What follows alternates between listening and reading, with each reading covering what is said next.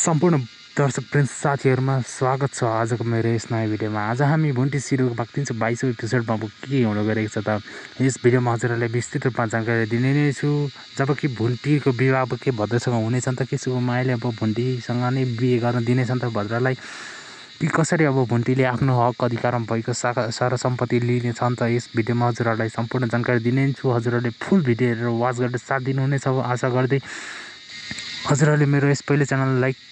हेर्दै हुन्छ भने लाइक कमेन्ट शेयर सब्स्क्राइब गर्न नभुल्नु होला र हजुरहरुलाई मेरो भिडियो कस्तो लागिरहेको छ यसको पनि कमेन्ट मार्फत प्रतिक्रिया दिनु होला र हजुरहरुलाई सम्पूर्ण भिडियो फुल वाच गरेर हेर्नुहुन्छ हजुरहरुले सम्पूर्ण विषयवस्तुहरु थाहा पाउनुहुनेछ भन्दै आउनुहोस् आजको भिडियो सुरु गरौँ। सर्वप्रथम त 321औं एपिसोडमा थोरै छोटो रूपमा के भइरहेको छ भन्दाखेरि जबकि भुन्टीको विवाह भइरहेको थियो भद्रसँग भने भद्र र भुन्टीको बिहेलाई देखेर त यति रमाइलो लागिरहेको थियो। तर अचानक भद्रको त्यस्तो कल्पना टुट्दाखेरि अति नराम्रो पनि लागेको छ किनकि भद्रले भने भुन्टीलाई मन पराउँछ तर भुन्टीलाई भने यो कुरो थाहा छैन। तर उसको दाजु र भाउजूलाई थाहा भए पनि कुरा गर्दिन भनेको त हुन्छ तर भनेको हुँदैन र भने पनि उसको दाजु भाउजूले भने सुनाएको त हुन्छ भुन्टीले ल पनि भनिसकेको हुन्छ बिहे गर्छु भनेर। तब अबको विषयमा अब के हुन्छ त भनेर त यो त देखाइएको छैन। त्यसपछि पनि हामीलाई भूमिकाको पनि सिन देखाएको छ धेरै पछि किनकि भूमिकाको भने हामीलाई त्यति भिडियो देखाइएको थिएन किनकि भूमिकाले बिहे गरेर गएपछि मोहनसँग उसले भने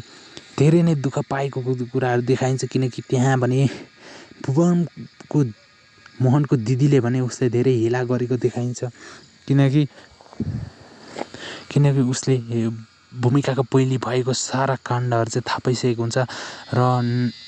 आफ्नै बुहारीलाई पनि त्यस्तो गरेको देखेर त अति नराम्रो पनि लागेको थियो किनकि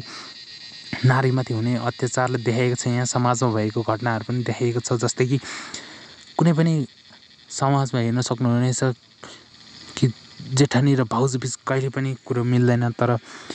आफूले भोगेपछि भन्ने भनिन्छ नि थाहा हुन्छ सबै कुरा सम्पूर्ण कुराहरू। यस्तै भूमिकालाई पनि भूमिकाले गरेको कुराहरूले पस्ताउने छन् किनकि भूमिकाले भने भुन्टीलाई अति नै नराम्रो र धेरै नै हेला गर्थ्यो नजान्ने गवार भनेर। तर उसले पनि अब यस्तै भोगिरहँदा उसलाई पनि अब अफसोस भएको छ किनकि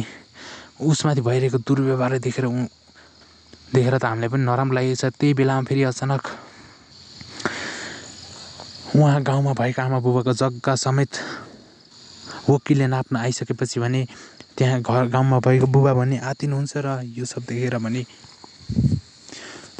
यो सब रोक्नको लागि उसको भुन्टीको सासु आमा भने अब भुन्टीको बुबा आमालाई थर्काउन गइहाल्छ तर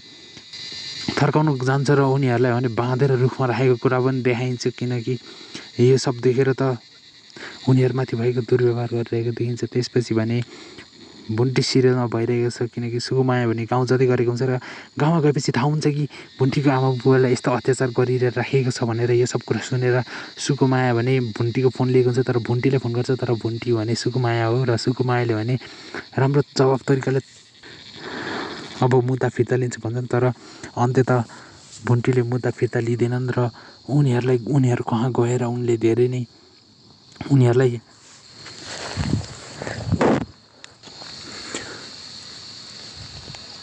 सुकुमायाले भने सम्पूर्ण कुराहरू बुझिसकेको हुन्छ र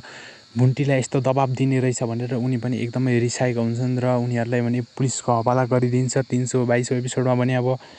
उनीहरूलाई सुकुमायाले अब ठिक पार्नेछन् र त्यसपछि भने भुन्टीको सायद सम्बन्ध अब भद्रसँग गाँसिने सम्भावना छ किनकि